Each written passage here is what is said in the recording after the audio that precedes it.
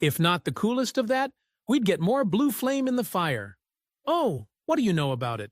If you grew up watching The Rifleman, then you know it wasn't just another Western. It had action, heart, and a bond between father and son that felt real. Starring Chuck Connors as the sharpshooting Lucas McCain, the show ran for 5 solid seasons from a TV classic. But did you know that there's one scene that was never edited out, and once you notice it, you can't unsee it? From missed bloopers to unexpected background mistakes, this classic series has more behind-the-scenes moments than you might think. Join us as we take a closer look at some surprising facts about the Rifleman, and that scene that stirred up a wave of curiosity among longtime fans and first-time viewers alike. The classic Western that stood out. More than 60 years have passed since The Rifleman first aired, but the bond between Lucas McCain and his son Mark still lives on in the hearts of fans. For many who grew up in the late 1950s and early 1960s, this wasn't just another TV show. It was part of their weekly life. Families would gather around the screen to watch a story that was more than just cowboys and guns. It was about values, about doing the right thing, and most of all, about a father and son trying to make a life in a tough world. Chuck Connors played Lucas McCain, a rancher and widowed Civil War veteran trying to raise his young son Mark, played by Johnny Crawford, in the fictional town of North Fork, New Mexico.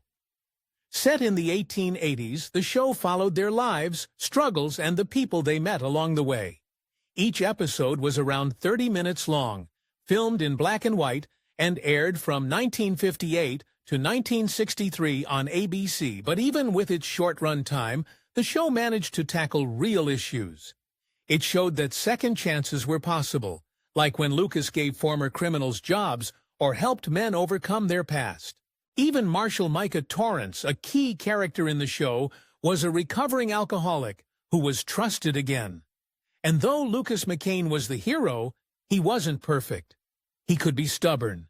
He was strict and sometimes overprotective of Mark, but that made him real. In one episode, he refuses to believe that a former gunman has turned into a doctor. It takes a dangerous fight for him to finally admit he was wrong. That kind of growth made the characters more relatable and more human.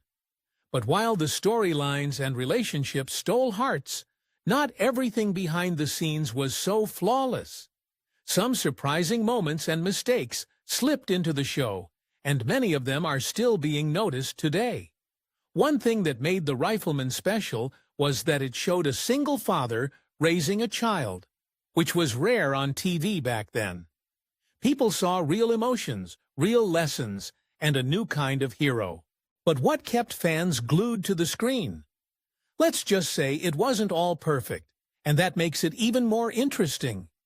What happened in the show? The story followed Lucas McCain, a former Union soldier in Whittower who was raising his son Mark on a ranch just outside North Fork. Lucas had been in the Civil War and received his commission at the Battle of Five Forks, but in another episode, it said he was at the Battle of Fort Donaldson. This kind of timeline confusion popped up more than once. Lucas and Mark had moved from Enid, Oklahoma, after the death of Mark's mother. Their home was rebuilt in August 1881, according to a sign outside. Each episode usually showed a life lesson, a conflict, or a threat to the town. Sometimes it was a thief or a killer, sometimes a personal struggle. But the core of the show was always about doing the right thing, even when it was hard. Lucas was a man of morals. He believed people could change. That's why he hired ex-convicts or former enemies. In one episode, he gave a job to a man who had fought against him in the war. When that man met General Sheridan, the one who injured him, they didn't argue. Sheridan helped him get medical care and said something powerful: bind up the nation's wounds. The show didn't just entertain, it made you think. Speaking of which, one thing that made the show stand out was Lucas McCain's rifle, a gun like no other. The gun in the show wasn't just any gun. It was a Winchester Model 1892 made to shoot fast. But the funny part is that the show was set in 1881. But this gun came out in 1892, which is years later. Still, fans didn't mind the mix-up. They were more amazed by how McCain used it. The rifle had a special lever that allowed Connors to fire shots quickly. He could even spin it around his hand to reload. This trick was called spin cocking. It looked cool, and it made McCain look even tougher. In fact, during the opening credits, he fired 12 shots in just a few seconds. He didn't need to pull the trigger each time. The rifle had a screw that let him shoot as soon as he closed the lever. That small change saved his fingers and gave fans a show. Most of the time, McCain didn't even carry a pistol. He solved a lot of problems with words or smarts. But when he had to shoot, he didn't miss. Over 5 seasons, he killed 120 bad guys. And yet some episodes didn't need any gunfire at all. That balance made the character more human. But it also opened the door to some behind-the-scenes details that many fans missed the first time around. The man behind the rifle. Lucas McCain wasn't just a hero. He was also a man with flaws. He was trying to build a new life with his son while dealing with his past. He was known across Indian Territory as the Rifleman, and not always in a good way. In some episodes, McCain's personality caused trouble. In Death Trap, he meets a man named Simon Battles, a former gunman turned doctor. McCain refuses to believe he's changed. Only after they fight together does Lucas admit he was wrong. In another episode, Tip Corey, played by Sammy Davis Jr., is seen teaching Mark how to shoot fancy tricks. McCain gets angry and kicks him out. Corey tells McCain he's being a hypocrite because he too had a deadly past. And he wasn't wrong. These kinds of moments made Lucas McCain feel real. Not just a cowboy, but a father, a veteran, and a man trying to be better. The rifle's real story. The gun that made the show famous had its own story. It wasn't just one rifle, but 3. 2 were real Winchester Model 1892s. One was used for close-up scenes, and the other was for regular shots. A third rifle, called El Tigre, was a Spanish copy. It was used when the gun was thrown or used in stunts, so the real ones wouldn't get damaged. These rifles had a screw inside the lever. When the lever closed, it pressed the trigger. That's how Connors could shoot fast without using his finger. Sometimes the screw was taken out, depending on the scene. If a story didn't need action, the rifle just stayed on McCain's back. But when action hit, he was ready. Speaking of which, sound effects were added later, so the gunshots often sounded different. The bullets used were blanks filled with smokeless powder. That's why you didn't see big clouds of smoke. Also, to make sure bullets didn't fall out when Connors spun the rifle, the gun had a plunger added inside. This small change helped everything stay in place and made the action smooth on screen. The rifle used a .44 .40 cartridge, which was common for both rifles and pistols. It made ammo easy to find in the old days. But let's be clear, this gun was built in 1892, and the show was set in 1881. That gap was never explained, but fans didn't care. They loved the style and speed of that weapon. It became a character of its own. Speaking of which, while the Rifleman was well loved, it wasn't perfect. Over time, fans began noticing small mistakes. In fact, there's one scene that was never edited out. It stayed in the final cut, and now it's going viral. Once you spot it, you can't look away. Maybe it was a slip by the editors. Maybe the producers didn't notice, but the fans sure did. A cowboy ahead of his time. One of the most talked about bloopers in The Rifleman is something you probably wouldn't expect to find in a Western. A fashion mistake. In the early episode titled End of a Young Gun, Lucas McCain is seen working on a wagon, wearing jeans with a big W stitched on the back pocket.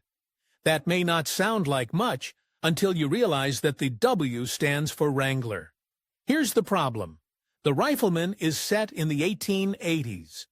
Wrangler jeans didn't even exist until 1947, and that means Lucas McCain was wearing something over 60 years ahead of its time. This blooper didn't get much attention when the show first aired. After all, most people were more focused on the action or the father-son drama. But now, with streaming services and clearer images, fans are spotting these small details and talking about them online. Some even joke that Lucas wasn't just a cowboy. He was a fashion icon way before his time. A trendsetter in the Wild West, they call him. It's just one of those fun little quirks that fans love pointing out, and it adds even more charm to the show's legacy. And believe it or not, this wasn't the only time the show slipped up with wardrobe choices.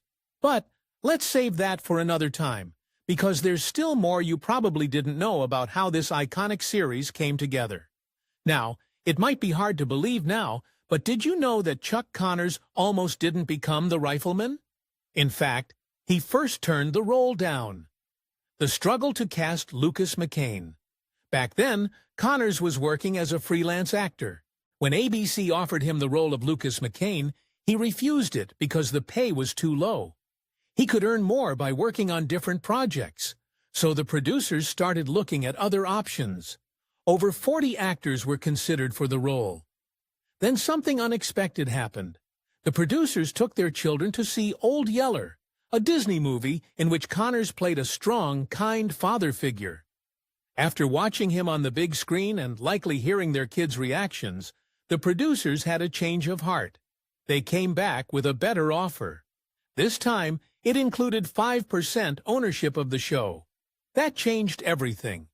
Connors accepted the role, and the rest is history. That decision turned out to be one of the smartest moves in television history. Chuck Connors became the heart and soul of the Rifleman. His deep voice, tall presence, and intense eyes brought Lucas McCain to life in a way no one else could. It's hard to imagine the show without him, and it's even harder to believe how close we came to never seeing him in that role. When real life met fiction, The Rifleman was known for its strong emotional moments, and much of that came from the bond between Lucas and Mark. But what made the connection feel so real? Maybe it had something to do with what was happening off-screen. In the episode called Tension, a boy named Toby appears as the son of a family friend. He doesn't have many lines, but his short role left a lasting mark. Why? Because that boy was Jeff Connors, Chuck Connors' real-life son. That small scene became more than just a role. It was a real-life moment between father and son, captured forever on film.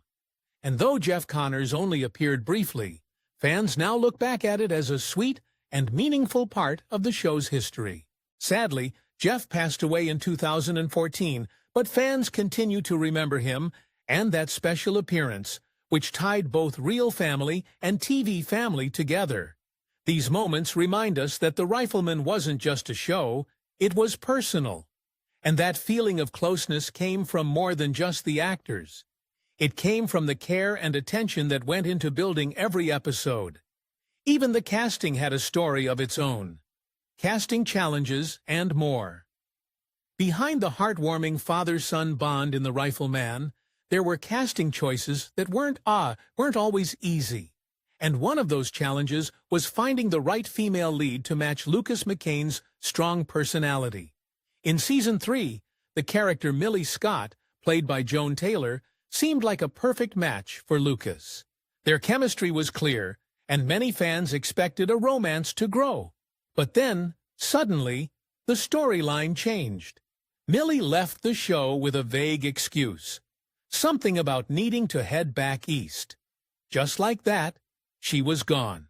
This left the producers with a big gap to fill. They needed someone new, a woman who could stand beside Chuck Connors on screen and bring fresh energy to the story. So they started searching, and it wasn't easy. Connors himself was involved in the process. He once said, "A few months ago, I was handed what I thought was a dream assignment. At least it started out on a dreamlike note, but almost snowballed into becoming a nightmare." That's because they auditioned over 60 women. Many looked the part, Many had acting experience, but none of them truly clicked with Connors on screen. Until finally, they found Patricia Blair. She was a redhead from Texas who brought the exact kind of spark the show needed. Once she joined as Lou Mallory, the show got its rhythm back. But not every story from the Rifleman's early days was about success. For young actor Johnny Crawford, who played Mark McCain, the journey to fame started in a funny, unexpected way. At just 3 years old, Johnny was part of a movie scene with actress Rosalind Russell. The children in the scene were supposed to be given chocolate bars. The director needed to reshoot it, but little Johnny refused to give back his candy. That one stubborn moment meant he was cut from the film and, jokingly, blacklisted as a toddler. Years later, he told the Miami Herald, "I don't remember the picture, and I wound up on the cutting room floor anyway. But I think I got blacklisted after this film because the scene had to be reshot, and I refused to give back my chocolate bar for the second take." Of course, Johnny bounced back, and as fans know, he grew up to become one of the most beloved child stars on television. But that chocolate bar story remains a funny reminder of how showbiz doesn't always go according to plan. Some unknown facts. Now we've talked about how so many fans don't know the secret history of the gun used in the show. You see, the Winchester rifle used in The Rifleman wasn't made in the 1880s, which is when the show was set. In fact, it was the model 1892, which came out more than 10 years after the show's timeline. That alone makes it a historical mistake, but there's more to it. This rifle had been seen on screen before. According to producer Arnold Levin, the same gun was first used in the 1939 film Stagecoach. It was John Wayne's rifle, the same one the Duke used when he became a Western legend. The connection between Wayne and the Rifleman added even more value to the show, especially for longtime fans of the genre. But that's not the only strange twist in the show's details. Fans of The Rifleman might also remember the Madeira Hotel. It showed up again and again in different episodes. It was a landmark in the town of North Fork. However, in the pilot episode, the same building was called California House instead. There was no clear reason given. Some people think the name changed because of new ownership between episodes, but really, no one knows for sure. It's just another odd little detail that makes fans go back and take a second look. And speaking of things that weren't quite accurate, there was something else that didn't match the time period. In many scenes, women were shown wearing pants, but in real 1880s America, this would have been very unlikely, especially in a town setting. Back then, women and girls were expected to wear long dresses in public, so this costume choice didn't reflect the reality of the time, even though it may have looked normal to viewers in the 1950s. These small errors may not have ruined the show, but they did become a fun part of its legacy. And behind the camera, there were even more surprises to come. Family bonds and baseball cameos. The theme of family was strong in The Rifleman, not just in the script, but in real life, too. One special detail that many fans don't know is that Johnny Crawford's real-life brother, Bobby Crawford, also appeared in the show. He played Freddie in the episode Second Witness. In 1959, both Johnny and Bobby received Emmy nominations, not for the same show, but for their work in separate productions. That year became a proud moment for the Crawford family, and it showed that talent really did run deep in their bloodline. But perhaps the strongest off-screen bond was between Chuck Connors and Johnny Crawford. Connors didn't just play Johnny's dad on TV, he treated him like a son in real life too. He shared his love of baseball with Johnny and became a kind of mentor. Actor Paul Fix, who played Marshal Micah Torrance, also looked out for Johnny. He was especially careful around the weapons used on set because of a childhood accident he had once experienced when a weapon misfired. That memory stayed with him and made him more protective on set. And speaking of baseball, did you recognize a certain Baseball Hall of Famer who made a guest appearance on the show? In the episode titled The Retired Gun, fans were treated to a surprise. Duke Snyder, also known as the Duke of Flatbush, showed up as a character named Wallace. Snyder was a big name in baseball, known for his time with the Brooklyn Dodgers. His appearance was exciting for fans who followed both sports and television. And he wasn't the only athlete to appear. Don Drysdale, another well-known baseball star, also had a part in the series. While Chuck Connors had been a professional baseball player himself, he only hit 2 home runs during his career. His time on the Rifleman made him a much bigger star than his time on the field ever did. These guest appearances, real family connections, and off-screen friendships made the Rifleman feel like more than just a Western. They made it feel like home. Speaking of home, the Rifleman wasn't just a show about family. It was a family on and off the screen. Real family, real bonds. Johnny Crawford, who played young Mark McCain, shared more than just scenes with his co-stars. His real-life brother, Bobby Crawford, also made a special appearance in the show. He played the character Freddie in the episode Second Witness. Bobby and Johnny were both so good at what they did that they earned Emmy nominations in 1959. Bobby, whose full name is Robert Lawrence Crawford Jr., continued acting after his appearance on The Rifleman. He played Andy Sherman on the NBC series Laramie from 1959 to 1960. Today, he is 80 years old and still remembered for his early roles. But Bobby wasn't the only close connection. The bond between Chuck Connors and Johnny Crawford went far beyond acting. Connors wasn't just a co-star, he became a mentor and even a father figure. Off-screen, the two shared a love for baseball, and Connors made a lasting impression on the young actor. Johnny once said, "It was a fascinating part of my education listening to Chuck tell his baseball stories, or he'd be reciting Casey at the bat, or he'd be doing speeches from Shakespeare. This always surprises people that Chuck Connors knows Shakespeare," he told the Buffalo News. Their close friendship was captured in many behind-the-scenes photos, showing the respect and warmth they had for each other. And they weren't the only ones who shared this bond. Actor Paul Fix, who played Marshal Micah Torrance, also felt responsible for Johnny Crawford. During filming, he took extra care to make sure the weapons on set were secure. This wasn't just a job for him, it was personal. As a child, Fix had a near-death experience when a weapon misfired. A bullet came close to killing him. That moment stayed with him, and he made sure nothing like that would happen around young actors on set. These real-life relationships made the emotional moments in The Rifleman feel even more authentic, and the surprises didn't stop there. Funny twists, bloopers, and unusual casting. While The Rifleman is remembered for its powerful stories, the show also had its share of strange casting choices and funny bloopers. One surprising twist came when Buddy Hackett, known mostly for comedy, appeared in a serious role. In one episode, Hackett played Daniel Maliki, a father whose 2 sons land in jail. The catch was that one of the actors playing his son, Christopher Dark, was actually 4 years older than Hackett.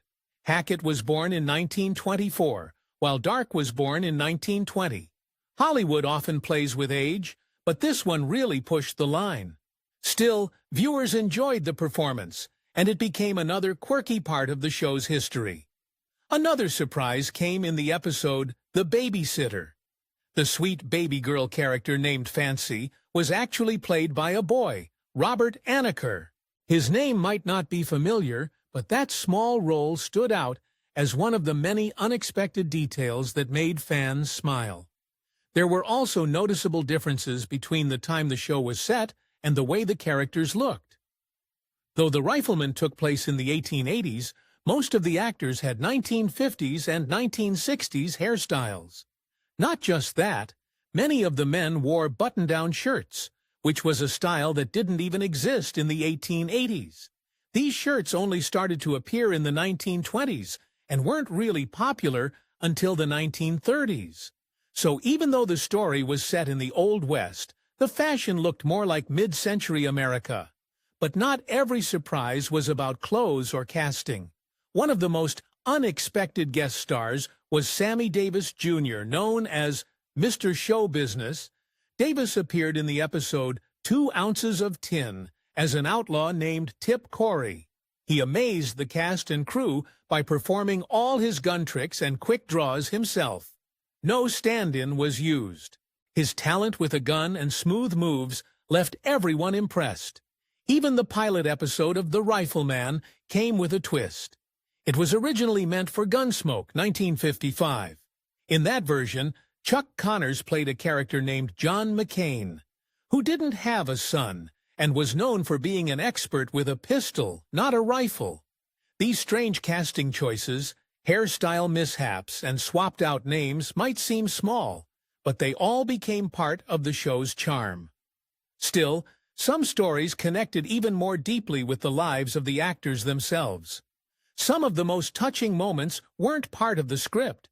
They came from real life, and no story stands out more than the one behind the man who led the show, Chuck Connors' life, legacy, and final days. Chuck Connors wasn't just an actor. He was also a gifted athlete. In fact, he was one of only 12 people in history to play both Major League Baseball and in the NBA. That made him a rare kind of star, someone who stood out in both sports and entertainment. But Connors also had some struggles. He was a heavy smoker, reportedly going through 3 packs of Camel cigarettes every day. In the fall of 1992, he was hospitalized due to pneumonia. Just 3 weeks later, he died from lung cancer. He was 71 years old when he passed away. Connors was buried at San Fernando Mission Cemetery, and his headstone proudly displays the logos of all 3 sports teams he played for: the Boston Celtics, the Chicago Cubs, and the Brooklyn Dodgers. His death was a loss to fans everywhere. But even today, his role as Lucas McCain lives on. He showed viewers what it meant to be strong, loving, and sometimes even flawed, all while protecting his son with a rifle in hand. The legacy of the Rifleman continues to grow. It's a show filled with powerful moments, surprising guests, little-known mistakes, and meaningful stories. Every detail, from a baby boy playing a girl to real-life brothers sharing scenes to Sammy Davis Jr. doing his own stunts, adds to the magic that made The Rifleman unforgettable. A show with flaws and bloopers. Besides that, there were other bloopers. Some were small, like a scene showing the wrong rifle model for the time. Others were about timelines. In one episode, a Confederate soldier says McCain captured him after a battle, but in another, McCain got his commission in a different war. These mix-ups didn't match up, but most people didn't notice back then. There were also differences in how the rifle looked. Early episodes used a round D-style loop. Later ones had a flatter lever. Sometimes the rifle had a saddle ring. Sometimes it didn't. Small things, yes, but die-hard fans catch them all. And the best part is that these errors don't ruin the show. If anything, they make it more fun to watch now, like hidden Easter eggs in a classic film. So next time you see McCain spin that rifle, take a closer look. You might just catch something the producers didn't. And if you do, you're not alone. Have you ever noticed any bloopers or hidden details in The Rifleman that we didn't mention? And what was your favorite episode or moment from the show that still sticks with you today? Share your thoughts in the comments below. And don't forget to hit like, subscribe, and stay tuned for more incredible stories from Hollywood's fascinating history. See you next time.